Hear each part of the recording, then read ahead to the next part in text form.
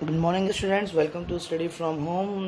मैं ऋषि अग्रवाल स्वागत करता हूं आपका अपने इस वीडियो में। हम पढ़ने वाले हैं नेक्स्ट पार्ट अपने चैप्टर का, business environment. In the business environment, till now we have completed the importance and the features of business environment, and in the previous video we started with the dimension of business environment. And the first dimension का मतलब all those external forces which we study under the business environment. तो पहली जो force हम study कर रहे थे that was legal environment. ठीक है, किस तरह से लीगल चेंजेस, किस तरह से लॉ एंड लेजिस्लेशन इम्पैक्ट करता है बिजनेस को। उसके बाद पॉलिटिकल एनवायरनमेंट, किस तरह से पॉलिटिकल एनवायरनमेंट इम्पैक्ट करता है बिजनेस के परफॉर्मेंस को, and how social environment impacts the business performance. अब हम आ जाते हैं अपने फोर्थ डायमेंशन पर, and fourth dimension is economic environment. अब इकोनॉमिक एनवायरनमेंट जैसा कि नाम से क्लियर है कि this consist of economic factors that influences the business in a country. देखिए, बिजनेस का है एक इकोनॉमिक एक्टिविटी, और इकोनॉमिक एक्टिविटी कहीं ना कहीं कंट्री की इकोनॉमी से कोरिलेट होती है। तो कहीं ना कहीं कंट्री के लिए इकोनॉमी में के जो भी डिसीजंस होते हैं, उनमें जो भी उतार चढ़ाव होते हैं, उससे बिजनेस पे भी बहुत ज़्यादा इफेक्ट पड़ता है। तो it consist of economic factors that influences the business in a country. And क्या क्या फैक्टर्स इसका पार्ट होता है, इसमें GDP, development rate, corporate profits, inflation rate, employment, tax, fiscal policy, monetary policy, ये सब इसका पार्ट होता है। ठीक है, अब एग्जांपल इसका दे रखा है, क्या देखो, कार्स, ठीक है, home loans, interest rate effect demand for, यानी अगर आरबीआई ने मॉनेटरी पॉलिसी में इंटरेस्ट रेट में चेंजेस किए तो कहीं ना कहीं इससे लोन्स एंड कार लोन पे बहुत ज़्यादा इम्पैक्ट पड़ सकता है। और जब सपोज कीजिए, अगर बैंक ने क्या किया, आरबीआई ने मॉनेटरी पॉलिसी में क्या किया, मार्केट में से पैसा खींचने के लिए इंटरेस्ट रेट बढ़ा दिया। अब लोग क्या है, लोन नहीं लेंगे बैंक से, कार लोन या होम लोन नहीं लेंगे। उस कंडीशन में क्या होगा, जो डिमांड है वो कम हो जाएगी। जब डिमांड कम हो जाएगी तो प्रोडक्शन डेफिनेटली इफेक्ट होगा उस चीज़ से। ठीक है, अब एक बार बुक के पॉइंट्स को भी डिस्कस कर लेते हैं। बुक में क्या क्या पॉइंट्स दिए थे हमें इकोनॉमिक एनवायरनमेंट हेड के अंदर, सारे पॉइंट्स को एक बार ग्रेजुअली डिस्कस करते चलेंगे। What is economic environment? Economic environment refers to all the forces and factors which directly influence the economy of your country. ठीक है, economic environment consist of GDP, income level at national level, per capita level, profit earning, productivity and employment rate, industrial, monetary and fiscal policy. यानी कि all those changes those happen national level economy, those will definitely effect your business. ठीक है, जैसे increase in GDP result in rise of disposable income of people and further increase in demand for product। यानी किसी country की GDP बढ़ती है तो इससे लोगों के पास पैसा आएगा, यानी लोग पैसा ज़्यादा खर्च करेंगे, और जब लोग पैसा ज़्यादा खर्च करेंगे तो हर तरह के सेक्टर में डिमांड बहुत ज़्यादा बढ़ जाएगी। एंड जब डिमांड बढ़ती है तो उसी के अकॉर्डिंग बिजनेस परफॉर्मेंस भी इफेक्टिव रहेगी। ठीक है, हाई इन्फ्लेशन रेट यानी कि महंगाई। ठीक है, जब हाई इन्फ्लेशन रेट यानी महंगाई हो जाती है तो इससे कॉस्ट ऑफ प्रोडक्शन भी बढ़ जाता है। एंड जब आपका कॉस्ट ऑफ प्रोडक्शन बढ़ेगा, आपको प्रोडक्ट महंगा करना पड़ेगा। एंड जब प्रोडक्ट महंगा होता है तो कहीं ना कहीं उस प्रोडक्ट की डिमांड भी इम्पैक्टेड होती है इस चीज़ से। Third, decrease in interest rate का एग्जांपल मैं आपको ऑलरेडी दे चुका हूँ, किस तरह से इंटरेस्ट रेट घटने बढ़ने पे डिमांड्स अप डाउन हो सकती हैं, एंड उससे बहुत बड़ा इफेक्ट पड़ता है बिजनेस परफॉर्मेंस पे। इसके बाद पासिंग ऑफ जीएसटी बिल। अब एक जीएसटी का एग्जांपल ले लिया सीधा, passing of GST bill will effect almost all the business organization. GST bill ने ऑलमोस्ट सभी सेक्टर्स के सभी गुड्स एंड सर्विसेज को इफेक्ट किया है।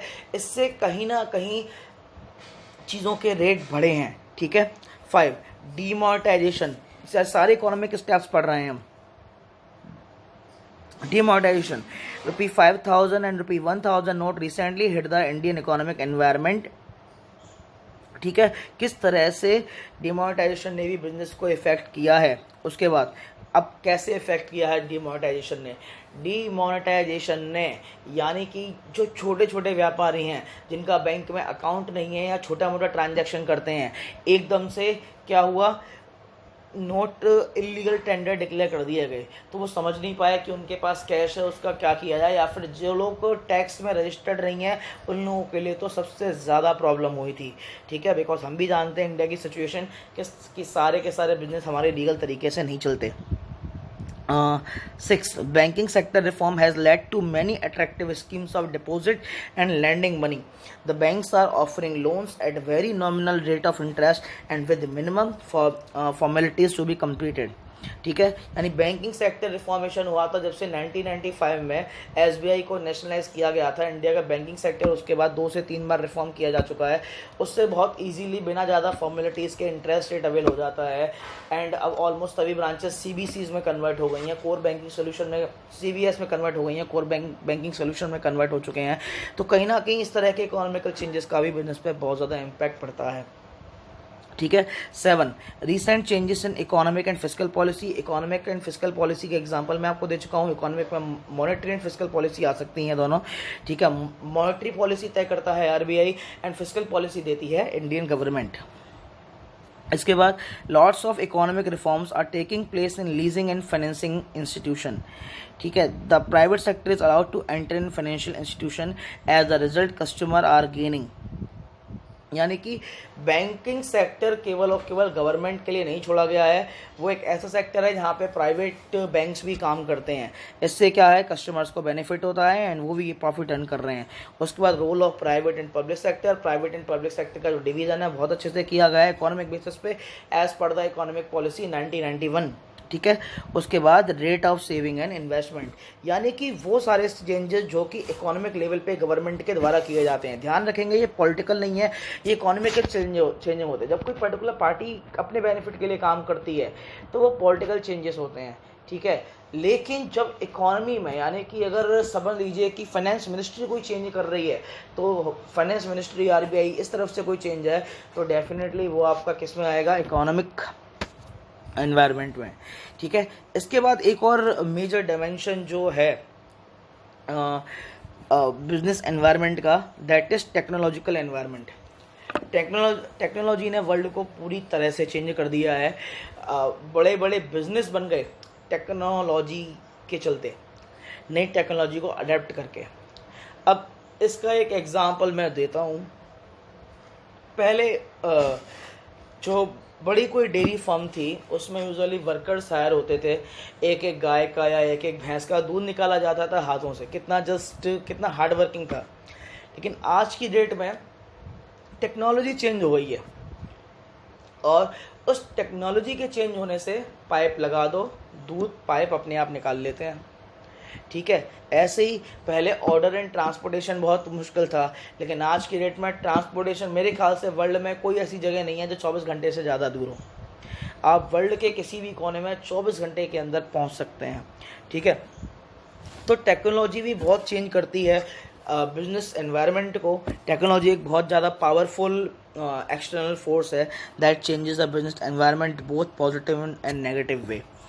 अब टेक्नोलॉजी का एनवायरनमेंट में क्या क्या रहता है, it includes forces relating to scientific improvement and innovation. Scientific improvement and innovation जो है वो टेक्नोलॉजिकल एनवायरनमेंट के अंदर आता है।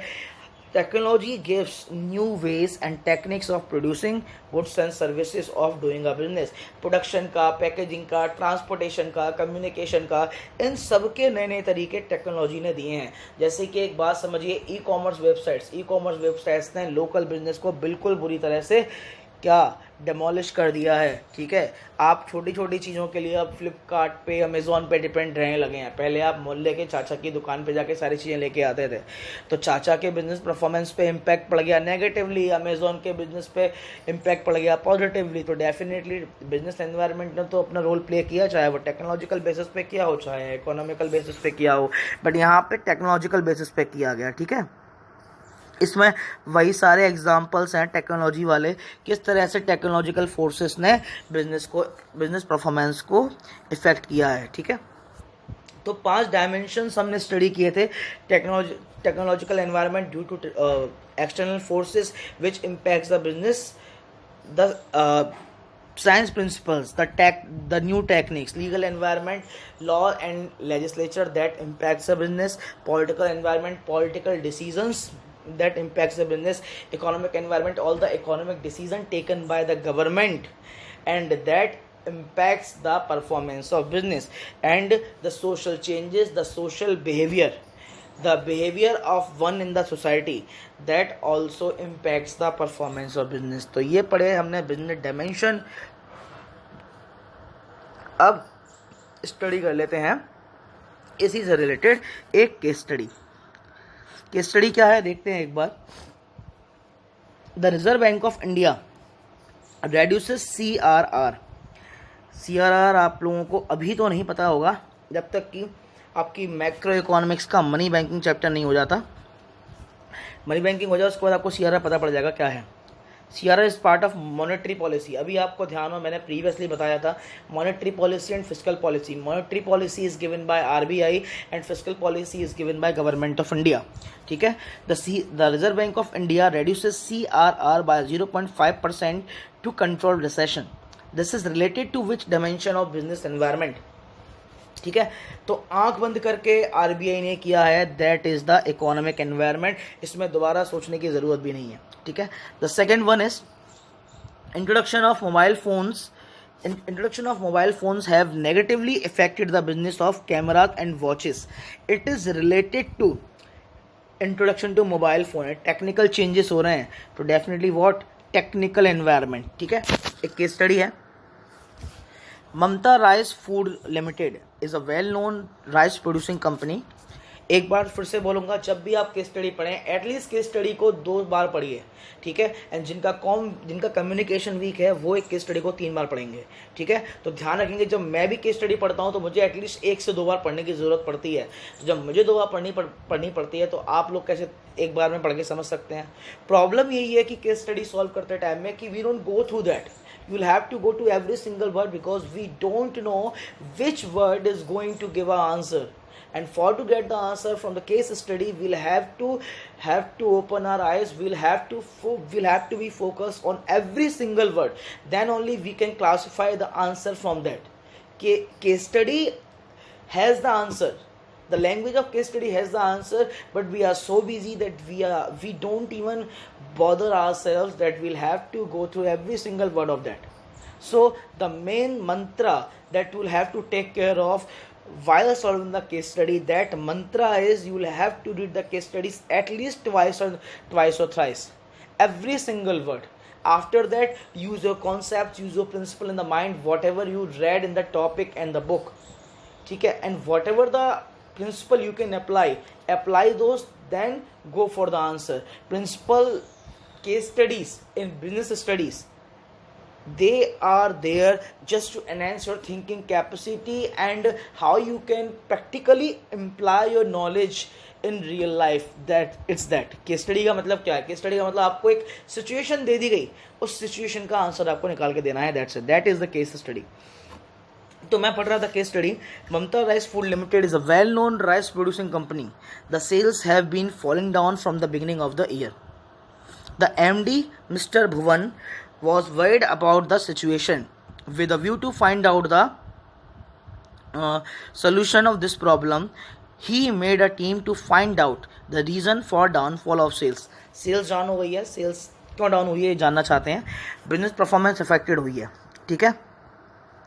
So the team conducted the survey and gave following four reason for the downfall of company's sale. ठीक है. On account of increase in export duty. On account of the increase in export duty made by the government, the foreign demand has gone down.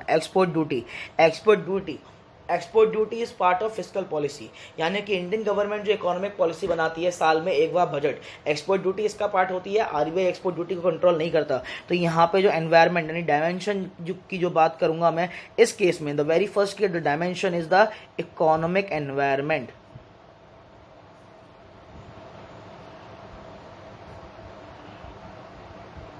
Economic environment, the environment in this case is economic environment. ठीक है. इसके बाद चलते हैं next case पे. Due to liability of other eatable substitute, the taste of people is deviated from rice, यानी कि और चीज़ें अवेलेबल होने की वजह से लोगों का जो टेस्ट है वो राइस से हट गया है। तो यानी कि लोगों की बात कर रहे हैं, ह्यूमन की बात कर रहे हैं, यानी सोसाइटी की बात कर रहे हैं। और जब बात सोसाइटी की होती है तो वहाँ पे कौन सा एनवायरनमेंट होता है? तो सोशल एनवायरनमेंट होता है। ठीक है। The competitors imported new technology machine and are producing better quality rice. तो टेक्नोलॉजी आ गई तो उसमें बताने की ज़रूरत नहीं है, क्या होगा यहाँ पे? Technical environment. ठीक है। Due to strain with neighbours countries government and our countries government export is affected. तो ये आपका पॉलिटिकल इशू है। ठीक है। ये कौन सा इशू है आपका? ये आपका पॉलिटिकल इशू है।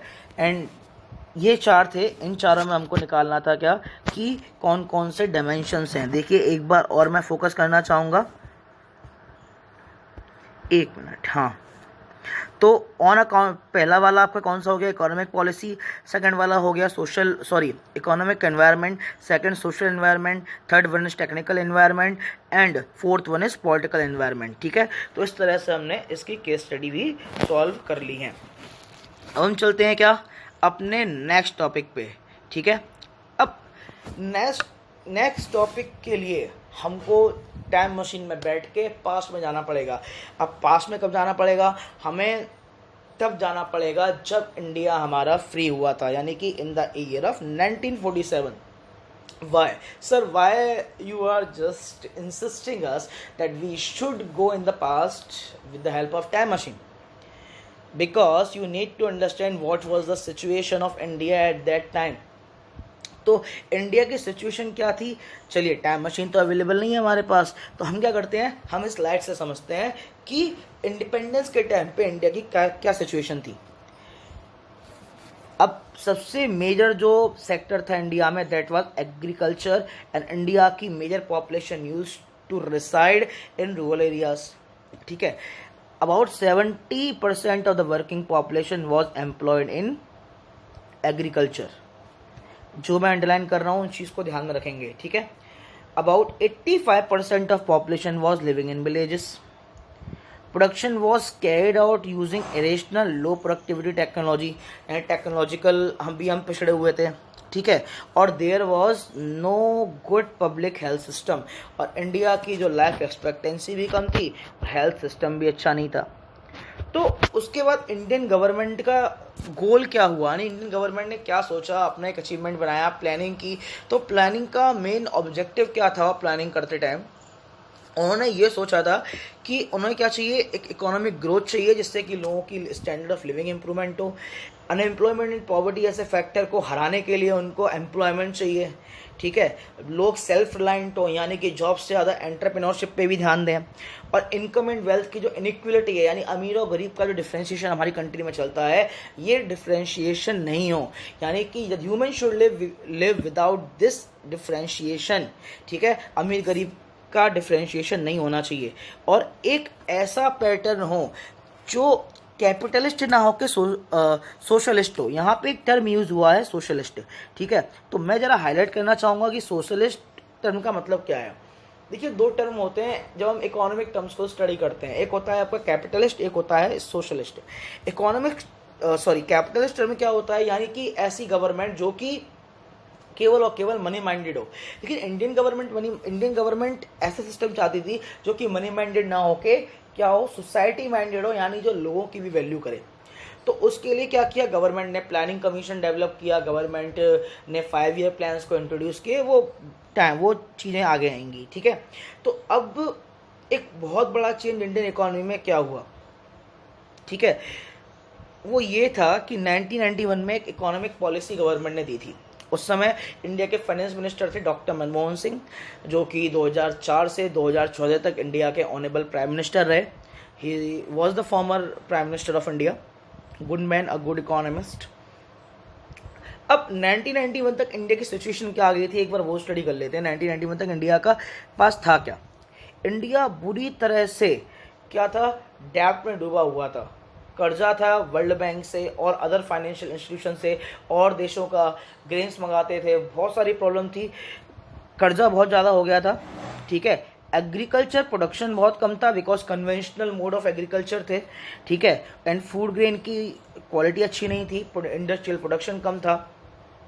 इन्फ्लेशन रेट यानी कि महंगाई उस साल 13 से 14% चल रही थी। 1991 तक जो इन्फ्लेशन रेट था कंट्री का वो आपका 13 to 14% चल रहा था, ठीक है। और फॉरेन ट्रेड बिल्कुल नहीं था, ठीक है, फॉरेन ट्रेड बिल्कुल नहीं था। इम्पोर्ट्स होते करना पड़ता था, एक्सपोर्ट था ही नहीं। उसके बाद रुपी की जो वैल्यू थी, ठीक है, डेप्रिसिएशन रुपी बाय 26.7% विज़ यूएस डॉलर के मुकाबले जो इंडिया की करेंसी थी, रुपीस था, वो 26.7% डाउन हो गया था, ठीक है।